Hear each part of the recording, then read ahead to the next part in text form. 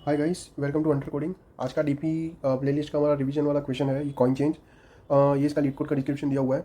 बोला हुआ है कि हमें एक इंटीजर अरे कॉइन्स दिया हुआ है और डिफरेंट डिनोमिनेशन दिए हुए हैं, कितने तरीके नोट हम यूज़ कर सकते हैं और एक इंटीजर अमाउंट दी हुई है। अब हमें इस तरह बताना है कि fewest number of coins to make up that amount, और अगर वो अमाउंट नहीं बन सकती तो -1 करना है। और एक एक्सप्लिसिट कंडीशन दी है कि मान लीजिए हमारे पास infinite number of each kind of coin है। तो इसे एग्जांपल से एक बार समझते हैं, जिसकी इस एग्जांपल में इन्होंने दिया है कि मान लीजिए मेरे पास 1, 2 और 5 ये तीन डिनोमिनेशन, मतलब ये इतने इन तरह के नोट पड़े और मुझे 11 रुपीज़ बनानी। तो सबसे पहले इसका मतलब समझ लेते हैं। Infinite number of each coin का मतलब, अगर मैंने 5 एक बार यूज़ कर लिया तो ऐसा नहीं है कि दूसरी बार मैं नहीं यूज़ कर सकता। मैं 5 को फिर से यूज़ कर सकता हूँ। तो मैं 5 और एक दूसरा 5 यूज़ कर सकता हूँ, तीसरा 5 यूज़ करता हूँ, जितना मुझे चाहिए उतना यूज़ कर सकता हूँ। तो ये लाइन तो यहाँ से हो गई। और उसके बाद बोलता है हमें फ्यूएस्ट नंबर ऑफ कॉइन्स चाहिए। तो जस्ट फॉर एग्जांपल देखो, 11 बनाने के यहाँ कितने तरीके होंगे। बेसिकली यहाँ पर 11 बनाने का एक तरीका तो ऐसा होगा कि 11 बार 1 रुपये को ले लो तो ये 11 बन चुका। तो ये 11 बार 1 रुपये को लिया है, मतलब हमने 11 टाइम्स एक किसी कॉइन को पिकअप किया है। तो मतलब हमने 11 टाइम्स पिक किया है कॉइन को, किसको, 1 रुपये वाले को। दूसरा तरीका ऐसा है कि हम 3 कॉइन ले लेते हैं, एक 5 रुपये वाला, दूसरा भी 5 रुपये वाला, तीसरा 1 रुपये वाला। तो ये हमें 11 बना देगा। तो इस केस में हमने कितने 3 कॉइन पिक हुए।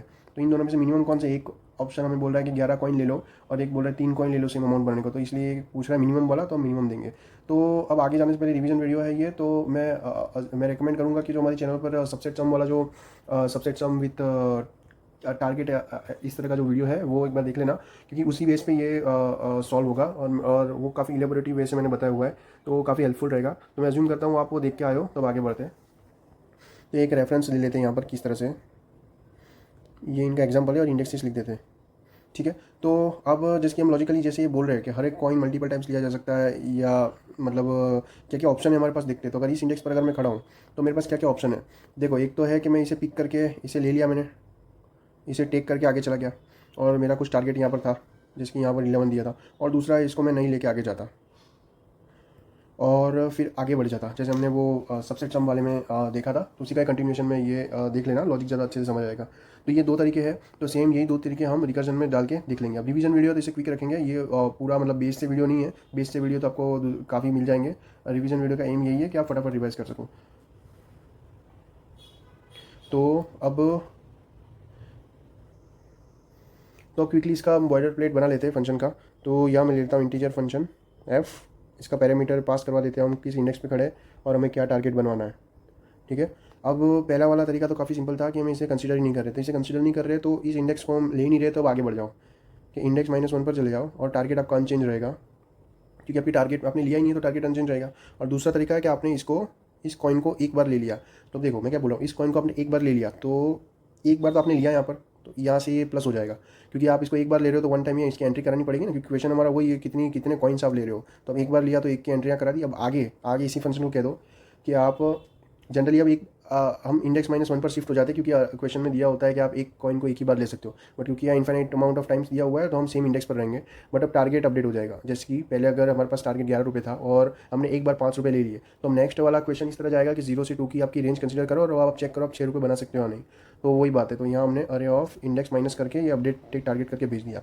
अब एक चीज़ कि टारगेट कभी भी नेगेटिव नहीं हो सकता, वो क्वेश्चन के कंस्ट्रेंट्स में दिया हुआ है, तो ये चीज़ नेगेटिव नहीं हो सकती। तो इसलिए हम इसे कंडीशन के साथ पिक करेंगे कि अगर हमारा target greater than equal to array of index है, तो ये कंडीशन आंसर करेगी कि ये चीज़ नेगेटिव नहीं हो सकती, तो ही हम पिक करेंगे।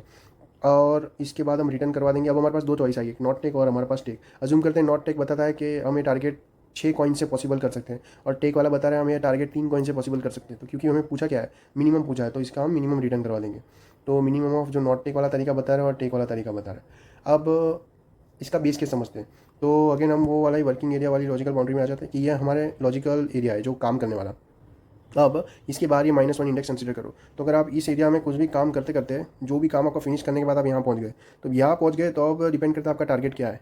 अब मान लेते हैं आप यहाँ से आगे से कुछ पिक कर करके आए होंगे, अब यहाँ आ गए और यहाँ टारगेट 0 है। इसका मतलब ये जो आगे से पिक करा होगा ना, ये वाली जो सीक्वेंस बन रही है, एक पिक करा, दो पिक करा और अब यहाँ आ गए, तो ये वैलिड है। तो इसलिए इसे हमें रजिस्टर करवानी पड़ेगी। और अगर यहाँ तक आप पहुँच गए, आगे वाला जो भी काम करने के बाद भी यहाँ तक पहुँचे और अब यहाँ आपका टारगेट 0 नहीं है, नॉट इक्वल टू 0 है, तो इसका क्या मतलब, जो आगे वाले जो पिक किए होंगे ना वो सीक्वेंस सही नहीं होगी। तो आई होप ये लॉजिक आपको कुछ सेंस बना रहा होगा। फिर से मैं एक बार रिपीट कर देता हूँ।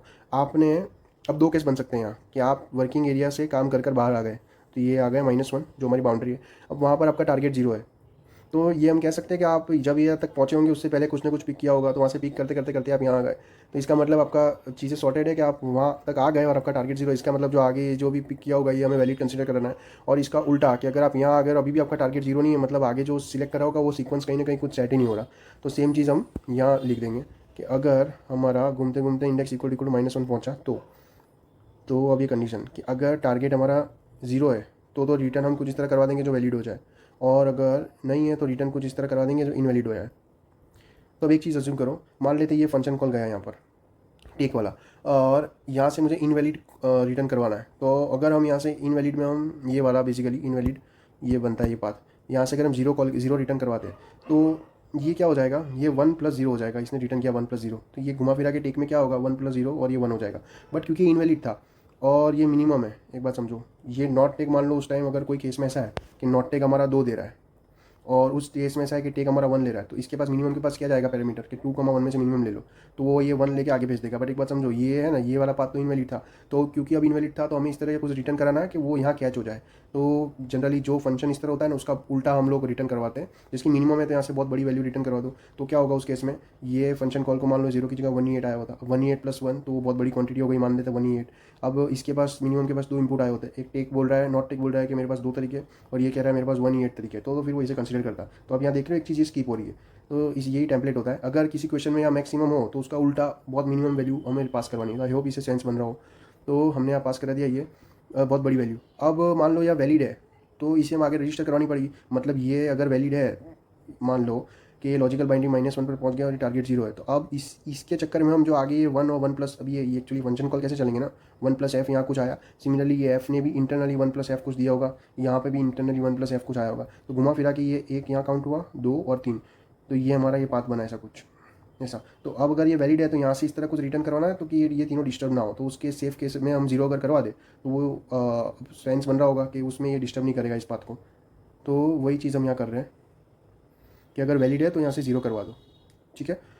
तो ये हमारा हो गया इसका रिकर्सिव वाला सॉल्यूशन। अब इसकी टाइम कॉम्प्लेक्सिटी देख लेते हैं। इस तरह के जो क्वेश्चंस होते हैं उनका एक इस तरह जेनरिक होता है कि आपका ब्रांचिंग फैक्टर और आपका मैक्सिमम डेप्थ कितना है। ब्रांचिंग फैक्टर तो दिख रहा है एक फंक्शन कॉल अपने जैसे 2 में टूट रहा है, एक यहाँ और एक यहाँ, तो ब्रांचिंग फैक्टर 2 है। और अब इसकी मैक्स डेप्थ देखो, अर्लियर वाले क्वेश्चन में हम गारंटीड थे कि अगर हमने इंडेक्स 1 ले लिया तो उसके बाद हरदम हम इंडेक्स -1 पे ही जा रहे थे, या तो पिक कर रहे थे या तो नॉट पिक कर रहे थे। बट क्योंकि यहाँ अब एक फंक्शन कॉल इस तरह इंडेक्स की इंडेक्स पर ही रह रही है, तो हम इतना बोल सकते हैं कि वो ऑर्डर ऑफ जो हमारा मैक्सिमम इंडेक्स कितने n उससे तो कुछ ना कुछ ज़्यादा ही होगी। अब वो कुछ ना कुछ ज़्यादा, ये फिर बहुत ज़्यादा मैक्स में डिटेल में हो जाएगा, तो इसलिए इसको सिंपली 2n+ इस तरह टारगेट भी बोल सकते हैं, या इसको सिंपली इस तरह बोल सकते हैं n से कुछ ना कुछ तो ज़्यादा ही होगा ये, तो इसे हम एक्सपोनेंशियल भी कह सकते हैं। इसका भी काफ़ी बड़ा मैक्स वाला प्रूफ है। और स्पेस कॉम्प्लेक्सिटी देखो, और बस स्पेस में हम वेरिएबल्स यूज़ कर रहे हैं, बाकी इस तरह कुछ खास यूज़ नहीं कर रहे हैं। बट क्योंकि स्टैक स्पेस है, स्टैक स्पेस में जैसे मैंने कहा कि फंक्शन इंडेक्स का फिर से इंडेक्स को ही कॉल करेगा, तो इतना तो फिक्स है। अगर इंडेक्स -1 होता तो वो हर एक इंडेक्स पर जाता तो n होता, बट क्योंकि ये इंडेक्स ही रह रहा है तो ये उससे कुछ ज़्यादा होगा यहाँ फैक्टर, तो हम इसे ये कह सकते हैं लमसम कि स्पेस कॉम्प्लेक्सिटी भी इसकी ऑर्डर ऑफ n+ समथिंग होगी।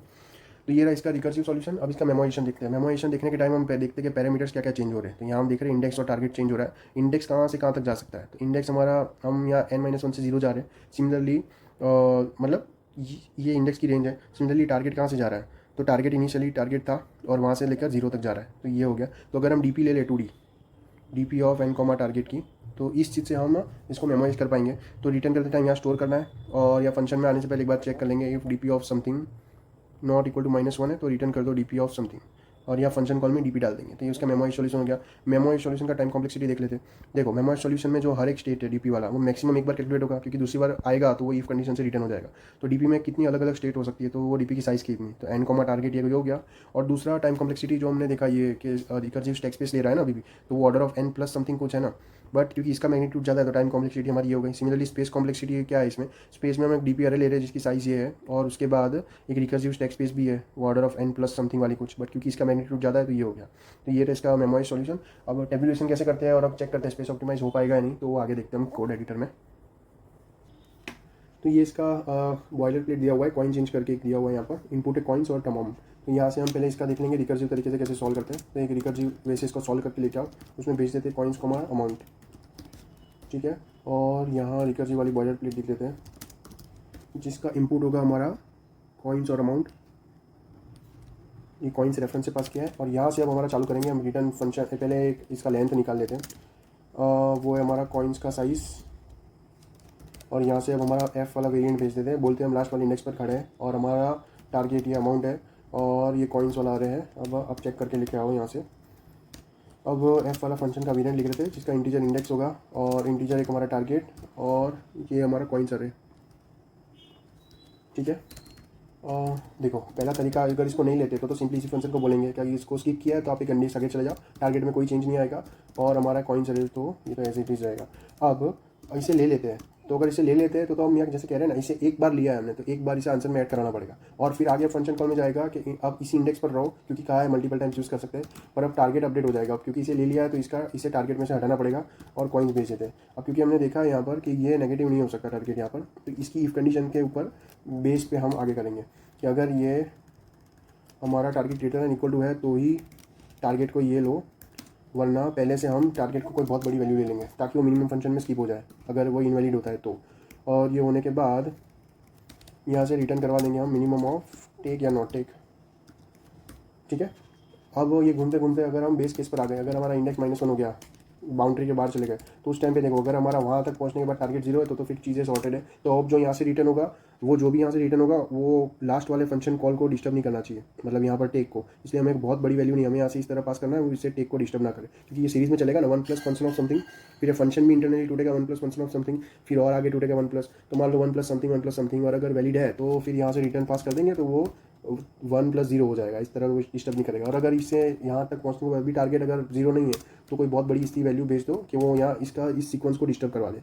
ठीक है, ये कर दिया हमने। अब बेस केस पर देख लेते हैं इसे। ये क्या आ रहा है, अनडिक्लेयर्ड एरे। ओके, यहाँ कॉइन्स है बेसिकली, तो कॉइन्स डाल दिया, अपडेट कर दिया इसे।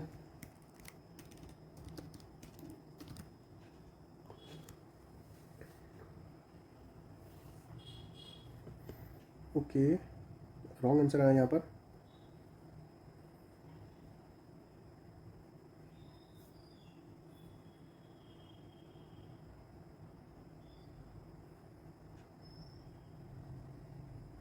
अच्छा ओके, ये बेसिकली रॉन्ग आंसर नहीं आया।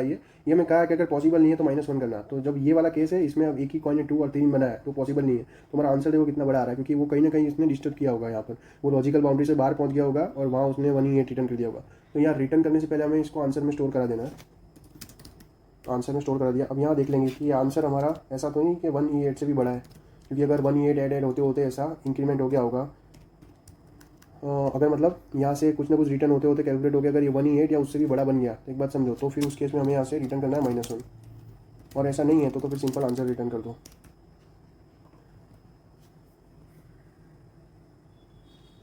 ये बेस केस पर चल चुका। अब इसे कहेंगे आप रिकर्जन के अलावा अब इसे मेमोराइजेशन से सॉल्व करके लाओ। तो मैं उसका टेम्पलेट लगा देता हूँ,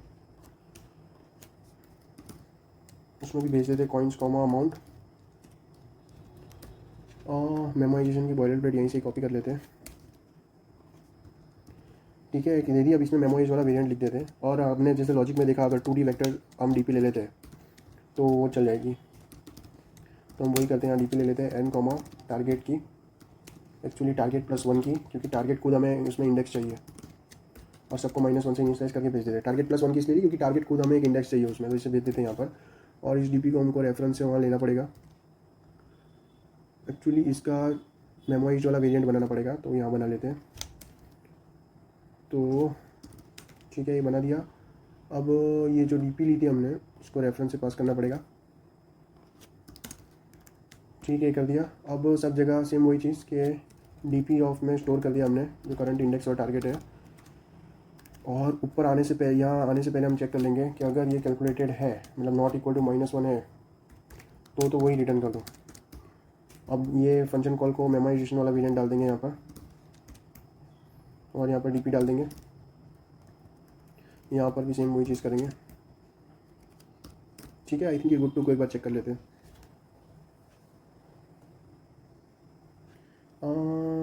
ये क्या बता रहा है? अच्छा, एक्चुअली ये टारगेट नहीं था, ये अमाउंट था, तो अमाउंट +1 की कर दी। ठीक है, ये चल चुका। इसे सबमिट करके देख लेते हैं। मेमोइज वाला अगर चलता है तो ठीक है, ये हो चुका। पर इसका टेबुलेशन देख लेते हैं। तो टेबुलेशन वाला बॉयलर प्लेट डाल देते हैं यहाँ पर। इंटीजर आंसर आप लेके आओ टेबुलेशन से। इसका भी बॉयलर प्लेट लिख लेते हैं यहाँ पर।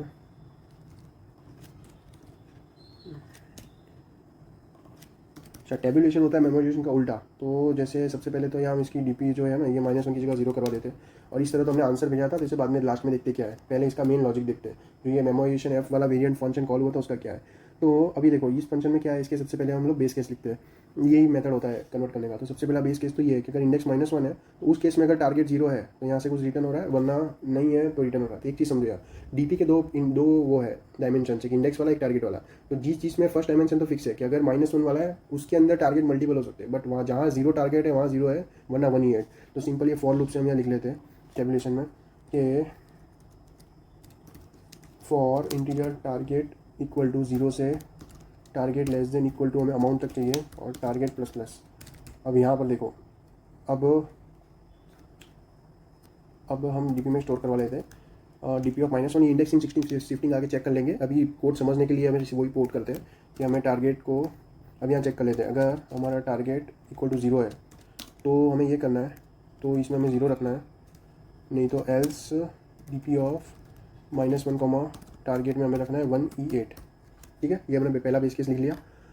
उसके बाद तो कोई बेस केस है ही नहीं यहाँ पर, तो सिंपली लॉजिक कैलकुलेट कॉपी कर लेते हैं। अब समझो मेमोराइजेशन वेरिएंट में हम उल्टा चल रहे थे, हम n से 0 तक, n से -1 तक जा रहे थे यहाँ पर। तो अब टेबुलेशन में उसका बिल्कुल उल्टा चलते, तो -1 का बेस केस हमने लिख दिया। तो अब देखो पैरामीटर्स हो रहा है चेंज इंडेक्स और टारगेट, तो इनके लिए 2 फॉर लूप तो लिखने पड़ेंगे। तो इंडेक्स जैसे उल्टा जा रहे थे, -1 का आ चुका, तो इंडेक्स का जो चलेगा वो अब 0 से लेकर n तक n-1 तक चलेगा।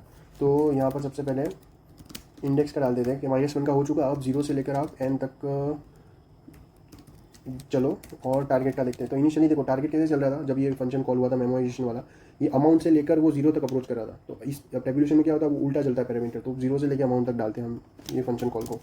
तो फंक्शन कॉल को यहाँ डाल देते हैं टारगेट 0 से लेकर target less than equal to हमारा अमाउंट और टारगेट प्लस प्लस, बस। उसके बाद तो ये कॉपी पेस्ट कर देते हैं यहाँ पर ये चीज़, ठीक है, इसको क्योंकि हम पोर्ट कर रहे हैं यहाँ पर। तो अब या मैं जितनी मेमोराइजेशन वाली चीज़ है उनको मैं डीपी में कन्वर्ट कर रहा हूँ।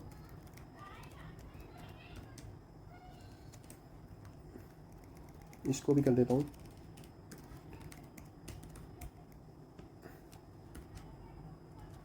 ओके, और रिटर्न स्टेटमेंट हटा देते हैं। और तो कुछ चेंज नहीं करना, ठीक है, सब सही है। अब ठीक है, ये हो चुका। अब आंसर कैसे रिटर्न कर देते हैं। देखो आंसर जब हमने मेमोराइजेशन वाला वेरिएंट कॉल किया था तो n-1 कॉमा अमाउंट पे किया था, तो सेम यहाँ पर भी आंसर वही मिलेगा हमें। तो यहाँ से हम रिटर्न करवा देते हैं डीपी ऑफ n-1 और अमाउंट पर, ठीक है। बट एक चीज़ समझो, अभी ये सब करने में हम कहीं ना कहीं ये डीपी ऑफ -1 इंडेक्स कर रहे हैं, तो इसका सिंपल सॉल्यूशन है। जो -1 कर रहे हो, अब देखो आपको ये करना है, आपका कोई चीज़ इस तरह चल रहा है -1 0 1 2, अब उसको पॉजिटिव जबरदस्ती स्टोर करना है, तो आप सब में 1 ऐड कर दो, तो ये ऐसा हो गया। तो सिंपली वही कर रहे हैं। ये अगर ये डायमेंशन प्रॉब्लम दे रहा है तो -1 को 0 बनाना है, इसमें +1 कर दो। ये डायमेंशन जहाँ जहाँ है, ये सबसे पहले तो यहाँ डिक्लेरेशन में था, उसके बाद यहाँ था, फिर यहाँ था, सिंपली कुछ नहीं, सिर्फ उसमें +1 ये शिफ्टिंग हो रही है और कुछ नहीं। और यहाँ हो रहा है, यहाँ हो रहा है और यहाँ हो रहा है, बस। तो ये हो चुका। अब इसका एक बार रन करके देख लेते हैं। ठीक है, ये भी चल चुका, सबमिट करके देखते हैं। ये टेबुलेशन भी चल चुका। देखो टेबुलेशन की टाइम कॉम्प्लेक्सिटी देखते हैं। यहाँ पर हमने ऑर्डर ऑफ जो टारगेट है वो उसका लूप लिया है। लास्ट वाला जो ये है, ये डबल इंटरनल वाले लूप है। एक ऊपर ऑर्डर ऑफ n तक चल रहा है और अंदर उसके अंदर ऑर्डर ऑफ अमाउंट तक चल रहा है। तो ये हो गया n क्रॉस अमाउंट या n क्रॉस टारगेट बोल सकते हैं, इतना इसका ये टाइम कॉम्प्लेक्सिटी है। स्पेस में हमने एक एडिशनल डीपी लिया 2D और n क्रॉस अमाउंट की, तो n क्रॉस अमाउंट इसकी स्पेस कॉम्प्लेक्सिटी है। अब सिमिलरली देखते हैं इसको स्पेस ऑप्टिमाइज कर पाते हैं नहीं। तो स्पेस ऑप्टिमाइजेशन वाले एक बार इसमें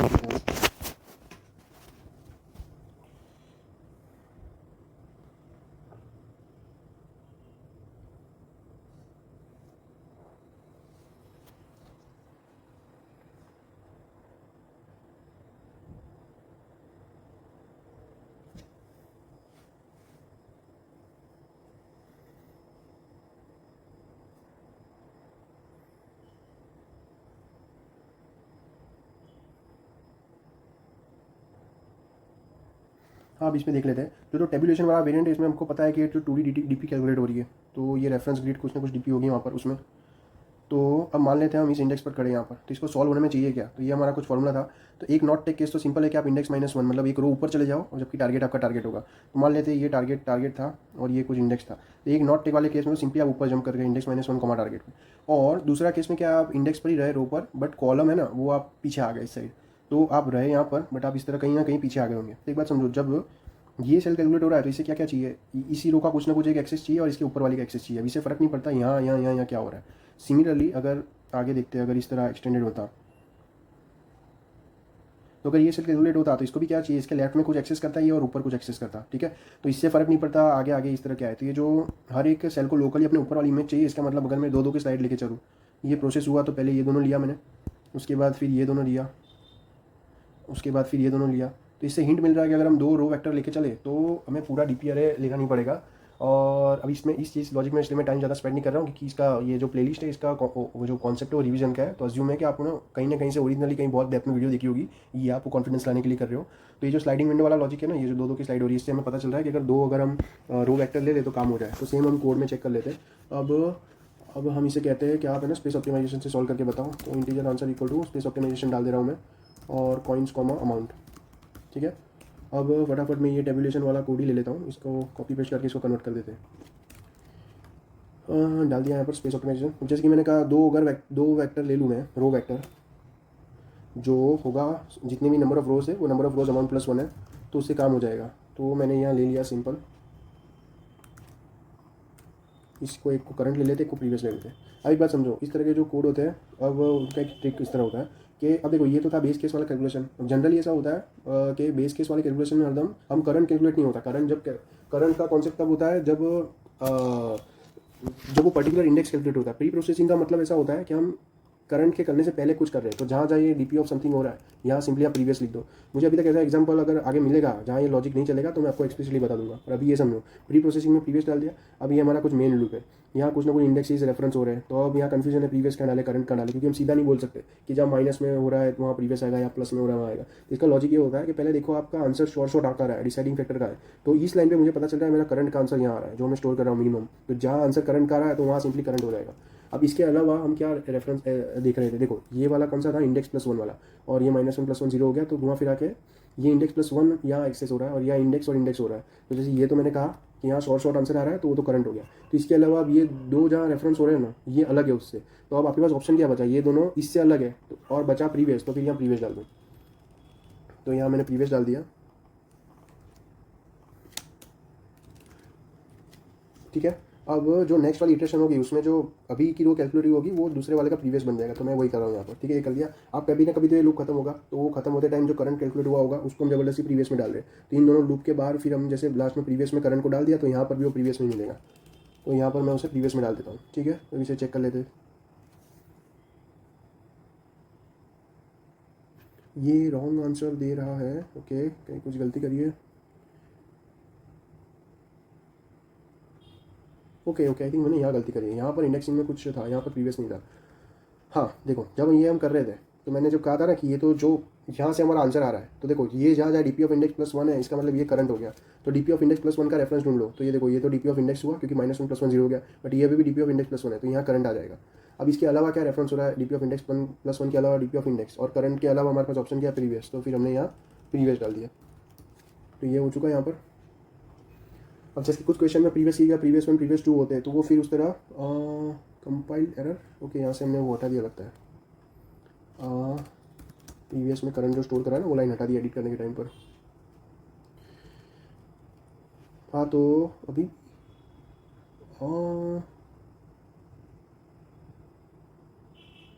अच्छा हाँ ये नहीं हटा, ये बेसिकली ये नहीं चेंज किया हमने, ये भी तो प्रीवियस में स्टोर हुआ होगा ना। बेसिकली वो क्या, वो इसको एडिट करने के टाइम मैंने Ctrl+Z दबा दिया था तो वो दोनों चेंज अंडू हो गए, तो एक्सेप्ट हो गया। अब देखो ये लॉजिक में ऐसा है कि कभी कभी प्रीवियस ही प्रीवियस 1 प्रीवियस 2 भी होगा, तो वो कंडीशन के हिसाब से हमें पता चल जाएगा ऐसा कि ये वाला चीज़ तो फिक्स है, जहाँ करंट कैलकुलेट होता है वहाँ करंट डालना है। तो जो भी चॉइसेस होगी ना वो दूसरे रेफरेंस में होगी। तो वो अगर इस तरह के क्वेश्चन आएंगे तो वो आप ध्यान से देखोगे तो हो जाएगा। तो स्पेस ऑप्टिमाइजेशन से हो गया, सबमिट करके देख लेते हैं। ठीक है, ये एक्सेप्ट हो गया। अब इसका टाइम कॉम्प्लेक्सिटी देख लेते हैं। देखो स्पेस ऑप्टिमाइजेशन में हमने जो मेन लूप था टेबुलेशन का वो तो वही है, तो इसका तो वही है कि ये order of n cross amount है। बट स्पेस में जो हम पहले 2D ग्रिड ले रहे थे उसकी जगह हम सिंपल रो वेक्टर में काम चला रहे हैं। तो इसका स्पेस ऑप्टिमाइजेशन हो गया ऑर्डर ऑफ अमाउंट। तो यहाँ ये फिनिश हो गया। अब एक और चीज़ मैं बता देता हूँ आपको। जैसे क्वेश्चन की स्टार्टिंग में हमने एक चीज़ कही थी कि हम यहाँ खड़े हैं और हम क्वेश्चन कर रहे हैं, आप 0 to 2 की रेंज में देखो कि आप 11 बना पा रहे हो।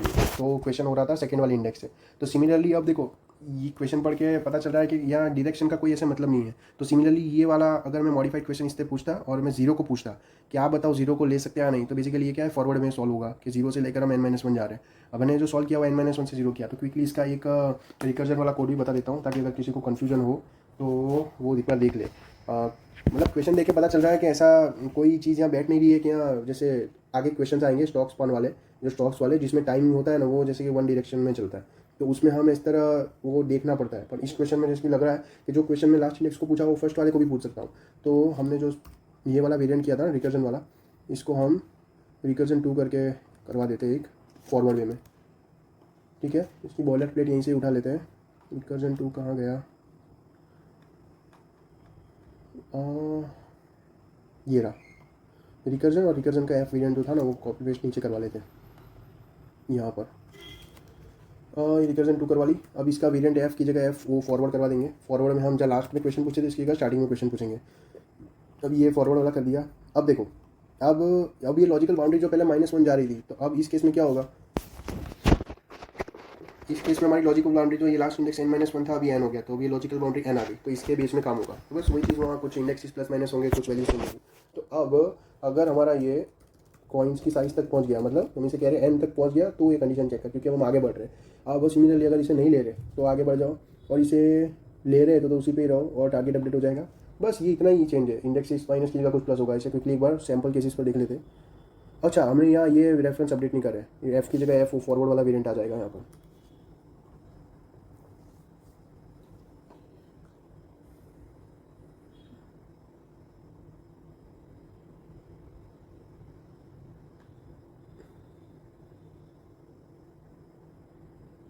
अच्छा, ओ एक्चुअली ये फॉरवर्ड नहीं, ये F2 था, सॉरी। फॉरवर्ड वाला तो ओके, अगर यहाँ से FO किया है तो फिर इसकी जगह F2 नहीं, फिर FO ही डाल देते हैं। एक्चुअली मैं ध्यान से निकल गया ये चीज़। यहाँ पे भी FO डाल दिया, ठीक है। अब इसे बेस केस पर चला देते हैं। ये कभी कभी ऐसा होता है क्योंकि एक साथ सीरीज़ में मतलब इतने सारे सॉल्यूशन कराने, चीज़ें सब दिमाग में चल रही है, बट मुझे तो डिलीवर करना है उसी टाइम कंस्ट्रेंट में। अब आई जावा वाले वर्जन की बारी।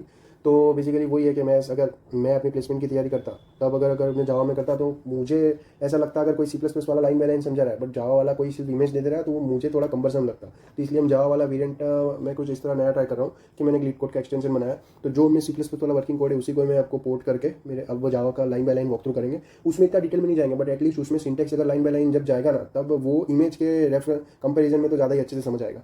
तो ठीक है, तो मैं जावा की बॉर्डर प्लेट सिलेक्ट कर लेता हूँ, और यहाँ मेरा एक्सटेंशन पे क्लिक करके ये सेम कोड जो है ना उसको मैंने पोर्ट करवाया जावा में। यहाँ देख लेते हैं। अब सीक्वेंस क्या होगी, सबसे पहले तो कॉइन चेंज चलेगा, फिर रिकर्जन देखा था, फिर उसका एफ वेरिएंट था, फिर मेमोराइजेशन उसका वेरिएंट था, टेबुलेशन था, स्पेस ऑप्टिमाइजेशन था, और रिकर्जन 2 था, और उसका फॉरवर्ड वेरिएंट था। ठीक है, ये हो गया। अब ये चीज़ तो स्टार्ट में थी, क्या था ये, ओके, और ये लास्ट वाला। ठीक है, ये हमारी बॉयलर प्लेट हो गई। ठीक है, यहाँ से स्टार्ट करते हैं। तो अब रन तो ठीक है एक करके देख लेंगे, बट इनिशियली ये चालू करते हैं। अब ये कुछ कमेंटेड स्टेटमेंट है क्योंकि ये गो थ्रू हो रहा है। मैं इतना बहुत डिटेल में जितना अभी 3-4 मिनट आगे C++ वाले वेरिएंट में समझा उसमें तो नहीं समझाऊंगा, फिर वीडियो बहुत लंबी हो जाएगी। और इतना कोई चेंज भी नहीं है, सिंटेक्स आप देख लेना। अगर आंसर हमारा 1 से बड़ा है तो रिटर्न -1 कर देंगे, वरना आंसर। अब रिकर्जन वाला वेरिएंट देख लेते हैं। इसका इनपुट कॉइन से और अमाउंट है, एन से उसकी लेंथ ले ली, और एफ वाले वेरिएंट पे हम अभी इसमें उल्टा चल रहे हैं, तो ये देख रहे हैं n-1 तो इंडेक्स पे खड़ा हूँ और मैं क्वेश्चन करना चालू करता हूँ। अब एफ वेरिएंट पे हम इंडेक्स है, टारगेट है कॉइन से। यहाँ पर वही कि आप अगर करते करते करते -1 तक पहुँच गए, अगर वहाँ पहुँचने के बाद टारगेट 0 है तो ठीक है, मतलब आगे की जो जिनको पिक किया होगा उनको डिस्टर्ब नहीं करना। उनको डिस्टर्ब नहीं करना कैसे, वो 1+1+ थोड़ी थोड़ी अमाउंट आई होगी, तो यहाँ से 0 कर दोगे तो वहाँ चेंज नहीं होगा। बट अगर यहाँ तक पहुँचने के बाद भी टारगेट आपका नहीं बना 0, तो फिर आपने जो पिक किया है ना 1+1+ या ऐसा कुछ सीक्वेंस में, तो उसे आप डिस्टर्ब कर दो। तो आप यहाँ से बहुत बड़ा यहाँ से वैल्यू भेज दो ताकि वो मिनिमम में कैच हो जाए। और फिर 2 तरीके, अगर नॉट टेक तो इंडेक्स -1 पर चले जाओ, और अगर टेक को बाय डिफॉल्ट लेके चलो ये इनवैलिड, क्योंकि वो कंडीशन पे चेक होगी ना कि टारगेट ग्रेटर देन उसकी इंडेक्स की वैल्यू है। तो ही आप देखो, आपने इसको एक कॉइन लिया तो आपने टेक में 1+ कर दिया। 1+ मतलब आपने इसका एक कॉइन लिया। अब आप आगे क्वेश्चन कर रहे हो कि अब टारगेट अपडेट हो जाए, जैसे 11 में से मैंने 5 रुपये का कॉइन ले लिया, तो अब चेक करो 6 रुपये बन पा रहे हैं नहीं। और अब जो भी चॉइस आएगी उनका मैथ का मिनिमम भेज दो। अब सिमिलरली मेमोइज वेरिएंट में कुछ भी ज़्यादा नहीं है, एक डीपी ले लेते हैं और डीपी में स्टोर करवा लेते हैं हम। तो इनिशियली डीपी को -1 करा दिया, और रिटर्न जो मेमोइज वेरिएंट है उसका करवा दिया। ये मेमोइज वेरिएंट ये तो सिंपली वही एफ का वेरिएंट, यहाँ सिर्फ रिटर्न होने से पहले हम डीपी में स्टोर करवा लेंगे इस तरह, और अगर जाने से पहले ऑलरेडी स्टोर्ड है तो रिटर्न करवा देंगे। और जितने भी फंक्शन कॉल्स है वो मेमोइज वाले हैं और डीपी पास करवा देंगे। ये सेम ऊपर वाला ही कोड है। ठीक है, ये मेमोराइज वेरिएंट हो गया। अब आते हैं टेबुलेशन पे। टेबुलेशन में हमने आगे 3-4 मिनट पहले देखा कि किस तरह हम इंडेक्स चलेंगे। तो पहले तो एन से हमने लेंथ ले ली, फिर डीपीआर ले लिया n+1 अमाउंट +1 का। टारगेट वाली जो ये है इसमें बेस केस डाल दिया, टारगेट 0 से अमाउंट तक। अगर टारगेट 0 है, देखो अभी इंडेक्स डीपी ऑफ -1+1 ये कैसे आया है, डायरेक्ट यहाँ आके मत देखना, उस C++ वाले वेरिएंट में देखना, ज़्यादा समझ आएगा। मैं यहाँ फटाफट सिंटेक्स से गो थ्रू करवा रहा हूँ। तो ये बेस केस लिख दिया हमने। उसके बाद हमारे जो 2 मेन लूप थे वो लिख दिए, कैसे हमारे पैरामीटर्स चलेंगे, क्योंकि हमने जो मेमोराइजेशन वाला सॉल्यूशन था उल्टा लिखा था, n-1 से 0 जा रहा था। तो ये उसी का ही टेबुलेशन वेरिएंट है, तो ये उसका उल्टा चलेगा। तो वो चलेगा हमारा 0 से n तक। तो वो आपको दिख रहा है इंडेक्स में 0 से n तक, और टारगेट उसमें जा रही थी टारगेट से 0, तो इसमें चलेगी 0 से टारगेट, मतलब यहाँ पर अमाउंट। और लॉजिक तो वही है, सिंपल मेमोराइजेशन कॉल की जगह डीपी कॉल से यहाँ पर, और ये स्टोर हो रहा है और यहाँ से रिटर्न हो गया। अब आते हैं स्पेस ऑप्टिमाइजेशन। ये कैसे किया हुआ आगे लॉजिक में देख लेना, डायरेक्ट यहाँ से मत चेक करना, ये सिर्फ गो थ्रू है। प्रीवियस ले लिया, करंट ले लिया। प्रीवियस करंट कहाँ कैसे यूज़ होना है सेम कोड में, वो C++ वाले वेरिएंट में मैंने बताया है। ये सिंटेक्स के लिए आप रिफर कर सकते हो एक बार। तो ये जो 2 में, अब देखो ये वाली जो प्री प्रोसेसिंग लूप थी तो वहाँ पर प्रीवियस यूज़ हुआ है, एक जनरल ऐसा कॉन्सेप्ट। अब ये मेन लूप में हम सीधा जो हमें चेक करना होता है वो ये होता है, यहाँ हमें शॉर्ट आंसर मिल रहा था तो वो करंट हो गया। जहाँ जहाँ ये इंडेक्स है वहाँ वहाँ करंट, तो ये इंडेक्स हमें यहाँ पर भी मिला था। इसके अलावा यहाँ कुछ था तो उसी के लिए तो मेरे पास ऑप्शन में था प्रीवियस, तो उसको प्रीवियस में डाल दिया। और नेक्स्ट इटरेशन के लिए हमारा करंट है वो नेक्स्ट इटरेशन का प्रीवियस हो जाएगा, तो अपडेट कर दिया। और कभी ना कभी तो ये दोनों कभी तो कभी खत्म होगा नहीं है, तो ये करंट जहाँ स्टोर होगा उसे हम प्रीवियस में करा रहे, तो बाहर हमें प्रीवियस में मिलेगा वो। ठीक है, करा दिया। अब ये रिकर्जन 2 है, मतलब जो फॉरवर्ड वाला, ये इतना कुछ खास नहीं है, सिर्फ इंडेक्स माइनस की जगह प्लस हुआ है यहाँ पर। तो ये फॉरवर्ड वाला अप्रोच है। फॉरवर्ड वाले अप्रोच में हम 0 पे खड़े, क्योंकि क्वेश्चन का डिमांड ऐसा था मतलब अगर मैं रेंज 0 से 2 में खड़ा हूँ तो मैं क्वेश्चन 2 को भी कर सकता हूँ, या तो क्वेश्चन 1 से 0 को भी कर सकता हूँ। यहाँ डायरेक्शन का ऐसा कुछ नहीं है ऐसा। तो सिमिलरली फॉरवर्ड वाला वेरिएंट देख लेते हैं। अब इसमें हम आगे चल रहे हैं, तो आगे चल रहे हैं तो वो आगे चलते चलते कहीं ना कहीं हमारी लॉजिकल बाउंड्री से बाहर n है, क्योंकि n-1 लास्ट इंडेक्स है, तो n हमारा है उस एकदम उससे भी बाउंड्री के बाहर। तो अगर वहाँ तक पहुँच गया तो फिर हमें ये अप्लाई करना है। और नॉट टेक में क्या होगा, करंट को स्किप करें तो इंडेक्स +1 में जाओ, और टेक में क्या होगा, उस बेस्ड ऑन दिस कंडीशन उस पर रहो और टारगेट अपडेट कर दो, और यहाँ से रिटर्न करवा दिया। तो ये आपका जावा वाला वेरिएंट खत्म हुआ। इसे क्विकली हम सीधा स्पेस ऑप्टिमाइजेशन वाला चला के देख लेंगे, क्योंकि सबमिट वही होगा। ठीक है, सीधा सबमिट करके देखते हैं, क्योंकि ये वर्किंग कोड है, सिर्फ पोर्ट हुआ है सिंटेक्स देखने के लिए। ठीक है, ये चल गया। तो गाइज लाइक करना, शेयर करना, सब्सक्राइब करना। ये प्लेलिस्ट का मेन है रिवीजन के लिए आपका। अगर आपने ओरिजिनल वीडियो देखा है तो उसमें एक कंस्टेंट होता है, जैसे कि मैं अगर फॉलो करता था तो मुझे नोट्स बनाने में थोड़ा वो मतलब कंटाला आता था। तो मैं क्या करता था, वो जो ओरिजिनल जहाँ की क्रिएटर्स की वीडियो वही देख करता था। उसमें एक लिमिटेशन होती है, आप 1.75x की स्पीड से ज़्यादा नहीं देख सकते। और अगर 1.75x की स्पीड से देख रहे हो तो एक सेशन में मैक्सिमम 3-4 वीडियो तो बहुत हो गए, उससे ज़्यादा नहीं देख सकते। तो मुझे तो ऐसा ही मैं फाइंड करता था कि प्रॉपर अगर जो ये जो फेमस इंटरव्यू वाली सीरीज़ है इसके अगर रिवीजन अगर की प्लेलिस्ट होती तो हम बिंज वॉचिंग के जैसे एटलीस्ट अगर आपने लॉजिक आपको आता है, आपको एज अ रिवीजन करना है, तो अगर उसे आप एक बार देख रहे हो, बार बार देख रहे हो, तो वो उसे रटना नहीं कहते, क्योंकि उस लेवल तक आप रिवाइज कर लो कि आप किसी थर्ड पर्सन को आप एकदम 0 से समझा सको। तो आपको उस पॉइंट तक पहुंचना है। तो ये प्लेलिस्ट का एम वही है, इसे रिवीजन की तरह लेना। हो सकता है मैं इतना डेप्थ में ना गया हूँ, अगर डेप्थ में चला जाता तो फिर इस वीडियो और जो दूसरे आपको यूट्यूब पर मिलेंगे उनमें फ़र्क क्या रहता फिर। तो इसे रिवीजन की तरह लेना। कुछ सजेशन हो तो आप बताना। और ठीक है, आई होप आपको ये हेल्पफुल रहा हो। Thank you, bye.